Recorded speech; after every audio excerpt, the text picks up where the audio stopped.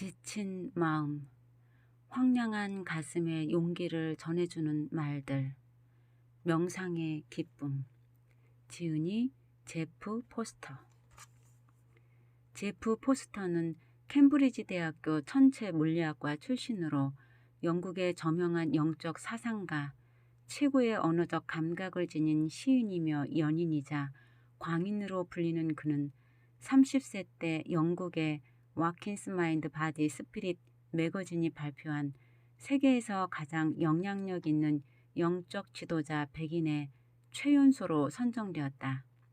이 책은 제프 포스터 자신이 죽음으로 시작해 삶으로 돌아온 이야기, 진짜 명상을 발견해낸 순도 높은 일화를 담고 있다. 여기엔 자신을 살려내고 발견한 것들을 통해 누군가를 살려내기 위한 사랑 어린 초대장이 다양하게 담겨 있다. 자발적 삶으로 가는 자유를 향한 깊은 휴식을 위한 초대다. 그는 우리 안에 마련된 지금 이 순간이라는 집을 찾도록 손짓하고 우리의 몸, 우리의 마음과 사랑에 빠져보라고 유혹한다. 지친 우리의 귀 속에 거칠기만 한 우리 마음에 속삭인다. 격려의 말들을 나긋나긋하게. 그가 발견해낸 진짜 명상은 명상이란 단어에 깃든 모든 신비주의적 색채를 지워내고 삶이라는 가장 혹독한 선생으로부터 배운 것들이다. 이것이 그의 생명을 살려내기도 했다. 여기서 당신은 있는 그대로의 자신을 만나 상처 입은 마음을 달래고 자신에게 저질렀던 잘못과 망가진 행위로부터 숨통을 틔우고 안식처를 가지게 될 것이다. 자신의 진짜 자아를 발견할 것이다. 진정한 치유는 어떻게 일어나는가? 어린아이 때 우리는 자신에게 일어나는 어떤 느낌의 상태들, 몸에서 일어나는 감각들, 내면에서 느끼는 억압과 자극, 생각, 욕망, 바람 등에 대해 솔직한 의견을 드러내기는커녕 그것들을 좋지 않은 것으로 받아들였다. 우리는 우리 자신의 일부임에도 불구하고 그것들에 대해 두려움을 갖고 거부하도록 학습된 것이다. 그래서 그것들을 어둡거나 부정적인 것으로, 심지어 더럽고 병적인 것으로 치부하거나 죄악시하기까지 했다. 우리는 우리 자신을, 지금 이 순간을 불신하도록 배워왔다. 우리는 만물과 분리되어 있으며 온전한 전체로부터 따로 떨어진 존재라고 믿어왔다. 우리는 신이 따먹지 말라고 그만 선악을 구별해주는 나무의 열매를 따먹은 존재가 됐고, 그래서 우리를 둘러싼 세계와 분리된 채 어떻게 살아야 하는지에 대해 주입된 사상과 관념을 바탕으로 살아가야 하는 존재가 된 것이다. 우리는 아무런 죄도 없이 원죄를 짊어진 자가 되어버렸고 아무런 잘못도 저지르지 않았지만 빠져나가는 방법을 알지 못했다. 여자아이들은 갈망이나 분노, 불만이나 반항, 성적 욕구나 성적 공상이 옳지 않은 것으로 배워왔다. 그런 것들은 자연스럽지 못하고 나쁘고 병적이며 죄악시해야 할 것이라고, 위험하고 부끄러운 것이라고, 여자답지 못한 것이라고 학습되었다. 남자아이들은 어땠을까? 눈물을 흘려서는 안 되고 약함을 드러내서도 안 되며 두렵거나 의심스러운 것을 함부로 표현하지 말고 고민되거나 바라는 것 또한 입 밖에 내서는 안 된다고 배웠다. 도움을 청하는 것도, 필요한 것을 요구하는 것도, 자신을 드러내는 것도 그다지 허용되지 않았다. 우리에게 유용한 것이든 그렇지 않은 것이든 다른 누군가와 공유하는 것 또한 쉽게 허락되지 않았다. 만약 예민한 감수성이 드러나기라도 하면 벌을 받거나 놀림을 받았고 누군가와 비교되었고 무시되었고 빈축을 샀고 웃음거리가 되었다. 그러나 결국 구제불능이라는 소리를 들어야 했다. 우리는 그렇게 감수성과 나약함을 구별하지 못하고 솔직함과 수치심을 헛갈리는 존재로 키워졌다.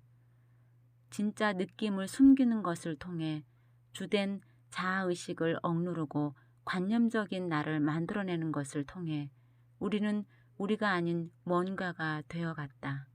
그런 나는 하나의 이미지, 가명과 다름없는 페르소나, 사랑을 쟁취하고 인정받는 캐릭터에 불과했다. 이것은 필요를 충족하는 문제, 생존의 문제가 되어버렸다. 그랬다.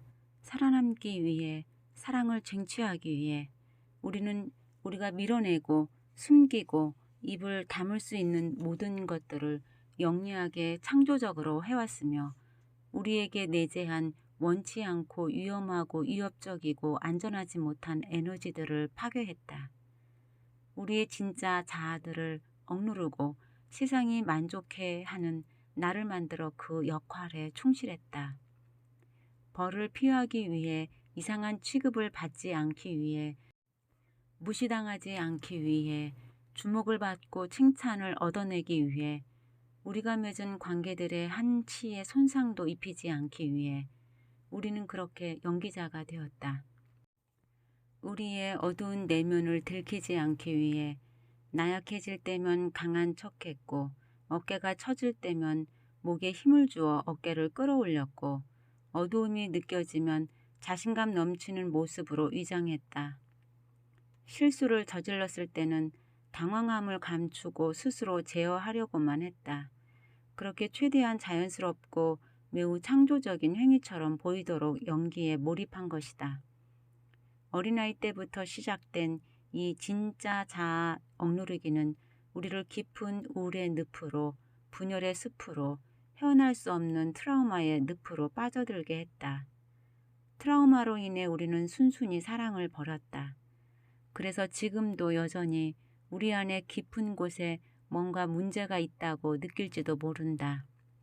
용납할 수 없는 어둡고 수치스러운 감정과 욕망, 갈망 등은 여전히 우리의 내면과 무의식 깊은 곳에서 우리의 생명 에너지와 영혼을 고갈시켜 우리를 지치게 하고 우울하게 하고 무기력하게 하고 불안하게 만들어 우리 자신을 타인과 떼어놓는다.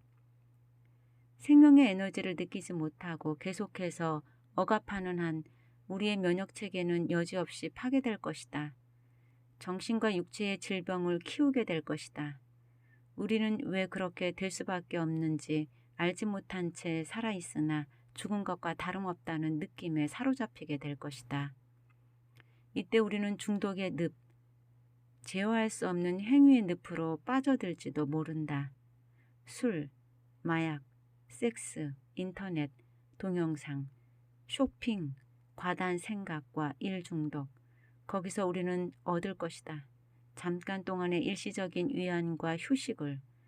거기에 있는 동안만 유효한, 끝나는 순간 완벽하게 사라지는, 결코 발목을 놓아주지 않는. 도마의 복음서에서 예수는 말했다.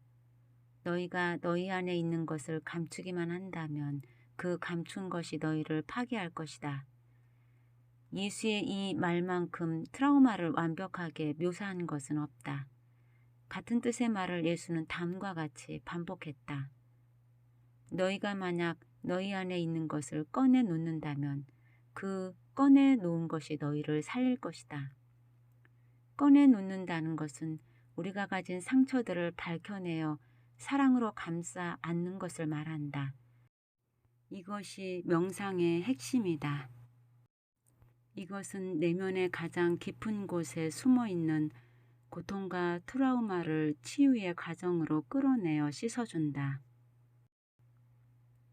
우리를 불안하게 하지 않는 친구, 치료사, 신, 우리 자신, 높다란 산, 드넓은 바다, 사랑스런 반려동물, 그 무엇이든 상관없다. 우리는 그들로 하여금 우리의 가면과 페르소나를 벗겨내도록 할 수 있다. 그들은 우리에게 그렇게 할 수 있도록 용기를 줄 것이다. 그들은 우리가 멀리했던 관계를 끊었던 것과 다시 연결될 수 있도록 해줄 것이다. 그들은 우리 안에 깊이 숨어 있던 갈갈이 흩어진 어두운 에너지들을 인식의 빛 앞에 꺼내 놓도록 도와줄 것이다.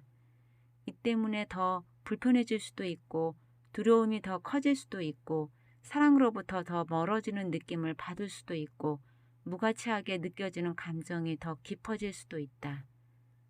화가 더 끓을 수도 있고 혼란에 더 빠질 수도 있다. 우리 자신을 명확히 바라보고 그런 자신을 되붙여보는 위험은 우리가 감수해야 할 일이다.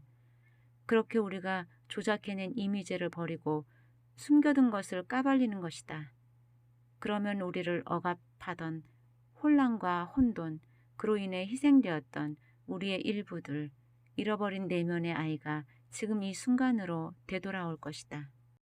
그리고 이번에는 수치심을 느끼고 판단하고 조롱하고 공격적이던 것 대신에 사랑하고 호흡하고 이해하고 기꺼이 받아들이며 관심과 호기심을 회복하게 될 것이다.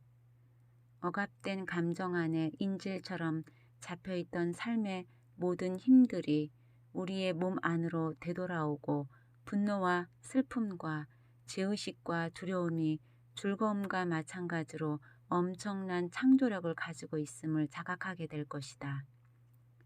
그것들이 우리에게 에너지를 주고 온전하고 강력하며 활력 넘치는 느낌들을 되돌려 줄 것이다. 우리를 파괴하려 위협하던 이전의 에너지들, 분노, 두려움, 비애, 이상하리만큼 강하고 깊었던 창조적 욕망들, 이 우리의 가장 위대한 스승이고 친구이자 안내자이고 또한 우리를 키우고 우리에게 영감을 불러일으키는 원천이 될 것이다. 치유력이 회복되면서 우리는 더 이상 영적 수행자라는 이미지에 맞춰 살지 않게 될 것이다. 우리는 비명을 지르거나 와들와들 떨거나 통곡하게 될는지도 모른다. 어쩌면 새롭고 놀라운 문장으로 말할 수도 있다. 어쩌면 탈진에 혹은 기쁨에 겨워 바닥에 쓰러질 수도 있다. 어쩌면 혼란에 빠지거나 완전히 망가진 거칠고 정신나간 몰골을 보게 될 수도 있다. 어쩌면 우리와 전혀 다른 것들을 느끼거나 생각하게 될 수도 있다. 어쩌면 곧 죽게 될 것 같은 느낌에, 미쳐버릴 것 같은 느낌에, 우리 자신을 완전히 잃어버릴 것 같은 느낌에 휩싸일 수도 있다. 우리가 친구로 생각해왔던 사람들이 혼란에 빠진 우리를 보고는 달아나 버릴 수도 있고 우리를 창피스러워할 수도 있다. 어쩌면 우리를 구하겠다며 헌신할 수도 있다. 그러나 그들의 헌신은 그들 자신의 불편함으로부터 그들 자신을 구하려는 것이다.